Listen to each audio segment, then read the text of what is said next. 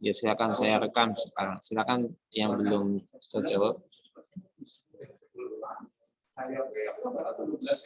Iya.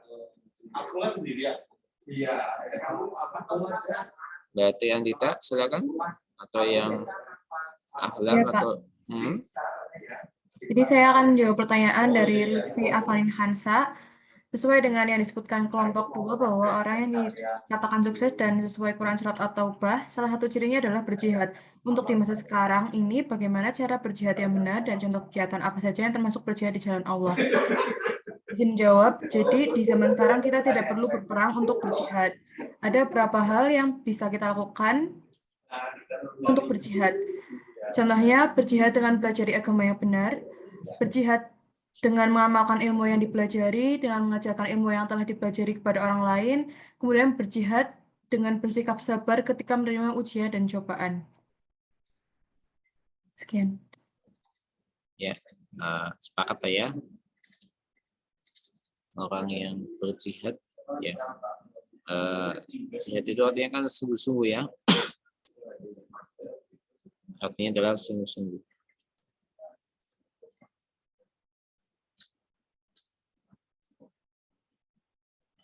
Ini ada di dalam surat apa tadi?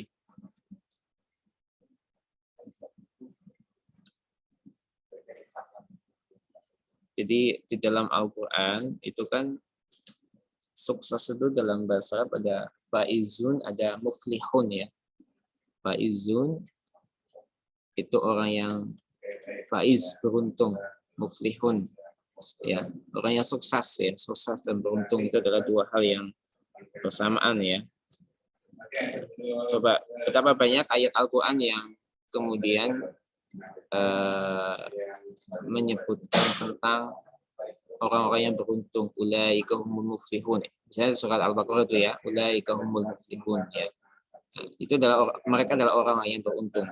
Dan di ayat-ayat lainnya juga banyak ya yang menjelaskan tentang orang-orang yang beruntung.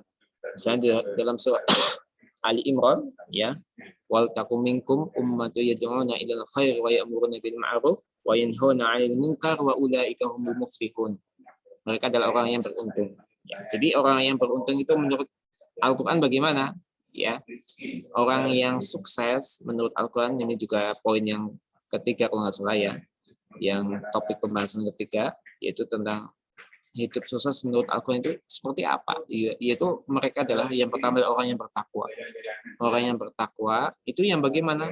Yaitu alladzina yu'minuna bil ghaibi wa yuqimunas shalah itu ya, dan seterusnya, mereka yang mendirikan shalah, menunaikan zakat, beriman kepada yang ghaib, beriman kepada Al-Qur'an. Itu adalah orang-orang yang bertakwa, dan orang yang bertakwa itu adalah orang yang beruntung. Jadi kalau kita menjadi orang yang taat ya, berarti kita sudah termasuk mendapatkan satu bagian orang yang beruntung ya. Ini sebelum ke yang tadi orang yang berjihad ya. Kemudian orang yang beruntung itu yang bagaimana? Yang ya tentunya adalah mereka orang yang mengajak kebaikan, mencegah kemungkaran. Orang yang mengajak kebaikan dan mencegah kemungkaran, maka dia termasuk salah satu dari orang yang beruntung. Ya, orang yang beruntung.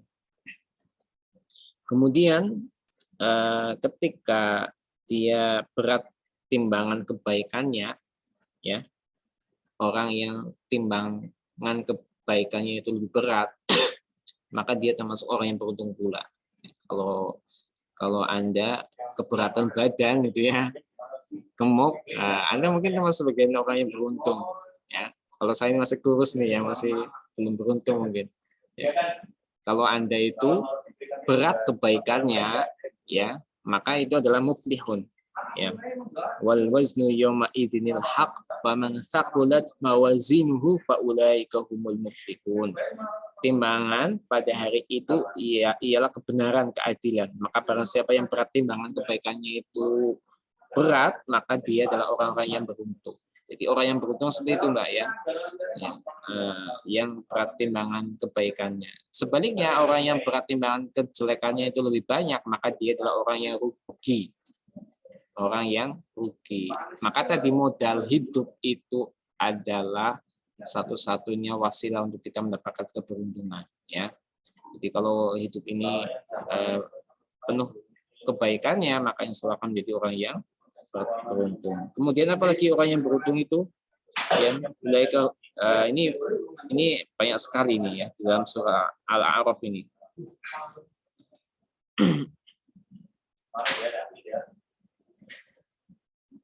Orang yang beriman, orang yang menolong, suka menolong itu ya, maka mereka adalah orang yang beriman.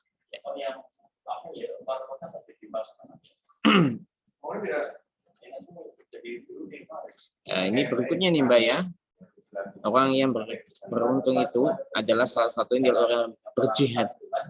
Lakinni rasulu walladzina amanu ma'ahu ya jahadu bi amwalihim wa anfusihim. Ya. Tetapi Rasul dan orang yang beriman bersama dia mereka berjihad dengan harta dan diri mereka. Ini zaman Nabi dulu ya, berjihad dengan harta, dengan dirinya, dengan jiwanya, mengorbankan dirinya. Kemudian diinformasikan wa ulaika lahumul khairat, dan mereka itulah yang akan memperoleh kebaikan, ya, kebaikan yang banyak. Wa ulaika humul muflihun, dan mereka adalah orang-orang yang beruntung, orang yang sukses, orang yang beruntung. Ya, jadi lalu bagaimana di zaman sekarang orang yang berjihad itu bagaimana? Ya kalau kita sedang dalam kondisi perang di Indonesia, ya kita akan mendapatkan pahala jihad fisik itu. Ya, misalnya ada musuh datang ke negeri kita, orang-orang kafir misalnya menyerang kita, kemudian kita mengangkat senjata, kemudian kita meninggal, ya kita termasuk orang yang berjihad tadi. Dan kita mengorbankan harta kita, jiwa kita, itu termasuk orang yang beruntung. Lalu bagaimana dengan sekarang kondisi kita yang secara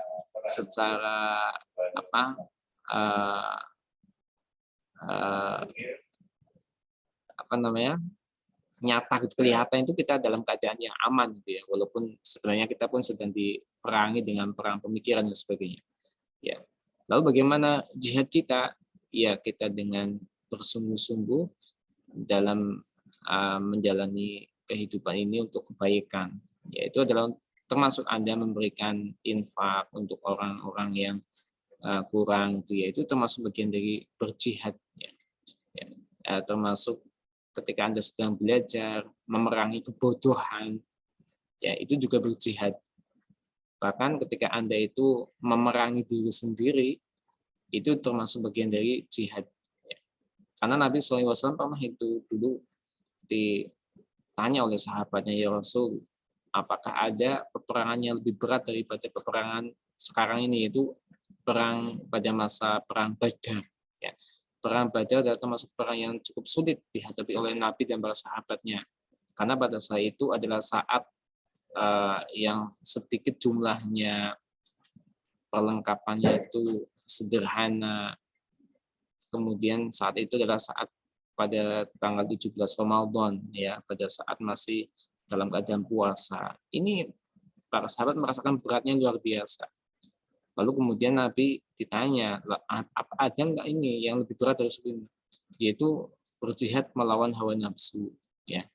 Ya, berjihad melawan hawa nafsu itu juga termasuk bagian dari berjihad. Ya, Anda karena nafsu itu adalah hawa nafsu itu kecenderungannya adalah menyukai hal-hal kita menyukai hal-hal yang kita senangi gitu. Yang ada pada diri kita sendiri. Musuhnya itu ada di dalam diri kita. Kalau musuh yang ada di luar sana itu jelas itu dalam musuh kita, harus kita lawan. Tapi kalau di dalam diri kita kadang-kadang musuh itu malah kita cintai. Ya. Musuh itu malah kita cintai, mencintai kemaksiatan, mencintai hal-hal yang tidak baik. Padahal itu kan sebenarnya sesuatu yang dibenci, ya. Maka ini adalah berjihad melawan hawa nafsu. Begitu ya Mbak. Wallahualam.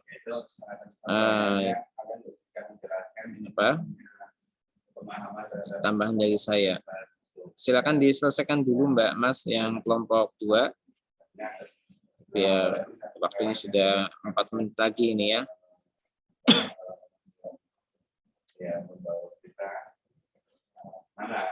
Begitu ya Mas Lutfi. Mas Lutfi atau Mbak? Mbak Lutfi Afanin. Oh, Mbak ya. Pak izin menjawab. Silakan. Saya Widya Pratiwi akan menjawab pertanyaan dari Fahmi Idris. Arti dari surat At-Talaq ayat 12, Allah yang menciptakan 7 langit dan dari penciptaan bumi juga serupa. Perintah Allah berlaku padanya, agar kamu mengetahui bahwa Allah Maha Kuasa atas segala sesuatu dan ilmu Allah benar-benar meliputi segala sesuatu.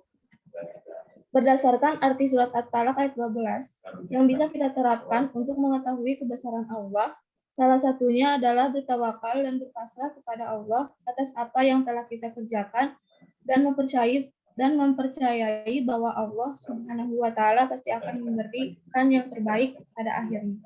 Terima kasih, Pak. Surat apa ini? Dari pertanyaan siapa tadi? Fahmi Baik. Idris, Pak. Adinda ya. Fahmi Idris.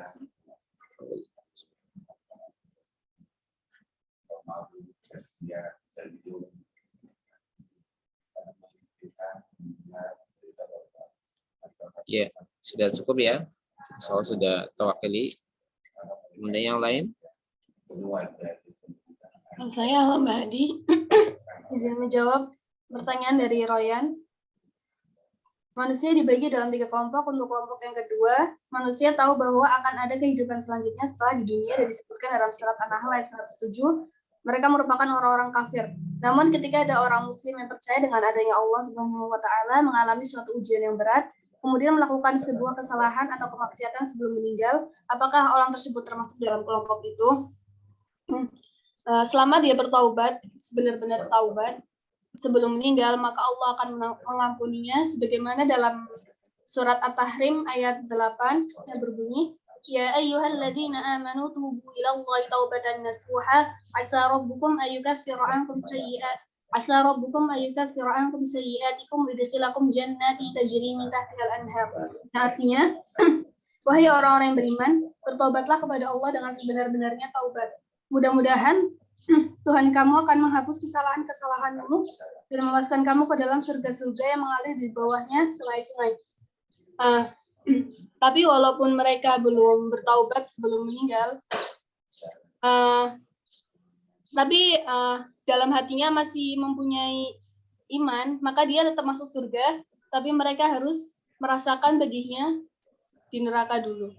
Sekian. Ya, jadi memang kehidupan di dunia ini penuh dengan ujian ya, ujian ya. Dan ujian itu memang fitrah, sesuatu yang nyata ya. Sebagaimana kita ketika kita sedang belajar pun kita ada ujiannya untuk mengetahui kualitas kita, apakah kita itu benar-benar sungguh-sungguh atau enggak. Kalau Anda itu mahasiswa yang sungguh-sungguh, tentu pada saat ujian Anda itu akan lulus gitu ya. Namun ketika Anda biasa-biasa saja, santai-santai, nggak mau berusaha, ya maka ketika ada ujian, maka susah untuk berhasilnya.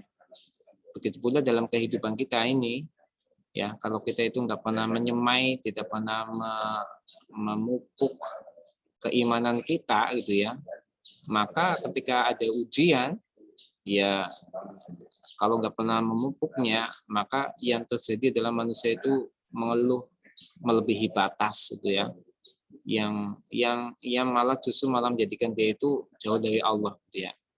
Saya kok diuji kok lama banget, kok nggak sembuh-sembuh, Allah nggak adil misalnya. Itu kan sudah di luar di luar dia sebagai seorang muslim, harusnya dia dia harus dihadapi dengan kesabaran gitu ya.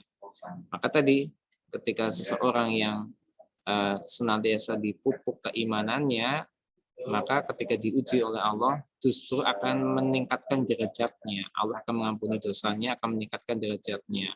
Sebagaimana Ayub alaihissalam ketika diuji, ketika kaya maupun ketika sakit, itu malah justru semakin meningkat ya. Jadi ujian itu adalah untuk meningkatkan derajat seseorang Ya, mampu nggak dia menghadapi ujian itu. Ya, maka Nabi Ayub alaihissalam ini ketika kaya juga dia taat, ketika dia menjadi miskin, menjadi orang yang sakit sampai bertahun-tahun, itu pun semakin meningkatkan kualitas keimanannya. Ya. Jadi lalu bagaimana kalau yang terjadi orang yang diuji kemudian melakukan kesalahan atau kemaksiatan sebelum meninggal? Ya, kalau dia sebelum meninggalnya bertaubat, ya, watubu ilallahi taubatan nasuha, gitu ya, yaitu dengan taubat yang nasuha yang sesungguhnya, maka Allah wa yukaffir anhu sayyi'atihi, Allah itu akan menghapus kesalahan-kesalahannya. Ini coba bagaimana sayangnya Allah ketika seseorang melakukan kejahatan, kemaksiatan, bertobat dengan sungguh-sungguh, Allah kemudian menghapusnya, dihapus. Ibaratnya Anda bikin coretan di papan tulis, coretannya itu hilang bersih gitu. Ya, ini kan luar biasa.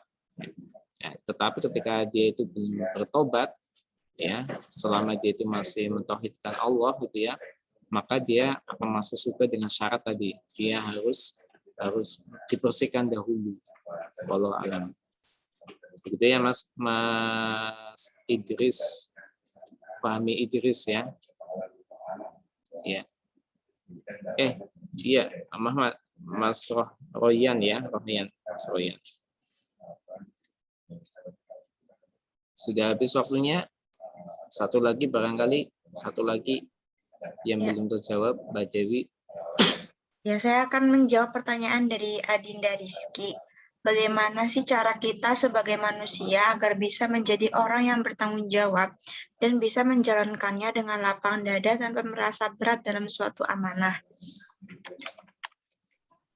Jadi, cara orang bertanggung jawab itu salah satunya dengan menepati janjinya atau amanah. Seperti yang dijanjikan Allah, seseorang yang dirindukan surga adalah orang yang menjaga amanah. Allah Subhanahu wa Ta'ala berfirman, yang artinya orang-orang yang menunaikan amanah dan menepati janji, mereka itulah yang mewarisi, yakni mewarisi surga Firdaus. Mereka kekal di dalamnya. Karena itu, salah satu ciri mukmin sejati adalah memiliki sifat yang amanah. Seperti itu, Pak. Ya, nah, amanah ya, memang amanah itu dekat dengan iman, aman. Ya, oleh karena itu orang yang beriman, salah satu dari indikator yang beriman dia adalah orang yang amanah. Ya, amanah itu berarti menyampaikan sesuatu kepada yang berhak menerimanya atau menjaganya, itu ya. Sebagaimana Nabi adalah orang yang sangat amanah, bahkan seorang musuh pun menitipkan hartanya kepada Nabi, karena kalau sudah sama Nabi dipegang pasti aman. Ya, aman. Pertanyaannya sih apa pertanyaannya tadi? Tentang amanah. Dari Mbak siapa tadi? Bagaimana seseorang ikhlas dalam menjalankan amanah?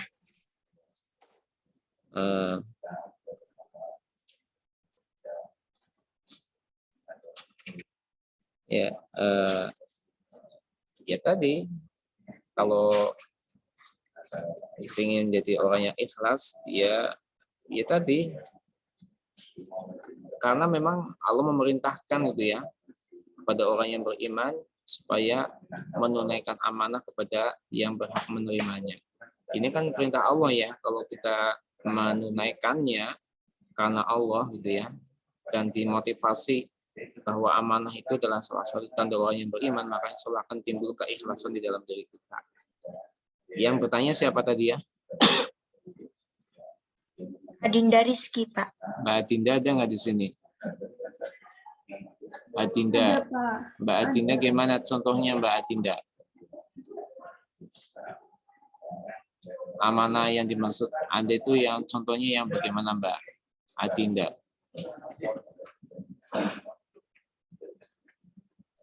Amanah yang dimaksud saya itu kayak kita tuh, misalnya kita jadi mahasiswa nih, ngejalanin kayak kuliah, kan amanah dari orang tua nih, kita harus masuk jurusan prodi farmasi. Gimana cara kita biar ngejalanin amanah itu tanpa rasa kayak berat, kayak ngeluh gitu Pak. Soalnya kan pasti ada kan di sini dari teman-teman kayak ngerasa kok agak berat yang ngejalanin itu kita menghadapi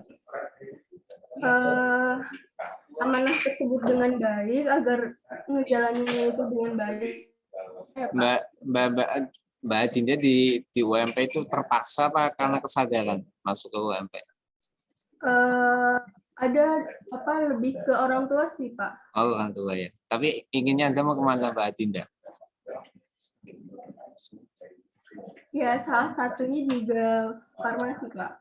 Di fakultas mana? Di perguruan tinggi mana? Di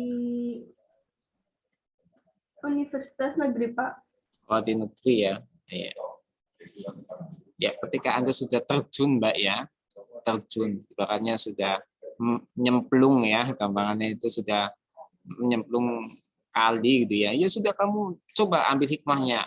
Ya, Anda coba mulai berenang, coba Anda mulai semakin berkreasi. Ada sesuatu baru yang ada di dalamnya. Pasti di UMP ada sesuatu yang tidak ada ketika di sekolah negeri. Itu sudah jelas, Mbak Adinda. Ya, Anda cari sesuatu yang ternyata di sini itu sangat jauh berbeda dengan ada yang di apa yang ada di negeri. Ya, jadi ketika Anda sudah masuk di farmasi ya sudah Anda tinggal memaksimalkan kemampuan Anda di fakultas farmasi ini. Nah, kalau Anda itu menyesal, ya nanti akan menjadi berat menghadapinya. Alhamdulillah, ya Anda harus mengucapkan alhamdulillah. Alhamdulillah saya di farmasi, banyak mahasiswa yang tidak bisa kuliah di sini, banyak teman-teman Anda itu nggak bisa kuliah. Nah, alhamdulillah saya di UMP, saya bisa belajar tentang tentang agama, mendapatkan ilmu-ilmu yang nilai plusnya jauh lebih banyak gitu ya. Dikasih adab, dipelajari tentang akhlak, tentang akidah dan sebagainya. Ya mungkin ketika di negeri itu nggak mendapatkannya. Ya. Jadi itu amanah dari orang tua. Dan kalau Anda mengikuti orang tua dan itu sesuatu yang tidak maksiat, maka insya Allah di situ ada kebaikan yang banyak di balik itu semuanya. Mungkin sekarang kita nggak merasakan, kadang-kadang kita itu, berat gitu ya. Tapi ternyata itu ya, di balik itu semuanya nanti ada hikmah yang baru terungkap di masa yang akan datang. Insya Allah itu kalau Anda itu benar-benar memegang amanah dari orang yang paling doanya diijabahi, yaitu orang tua.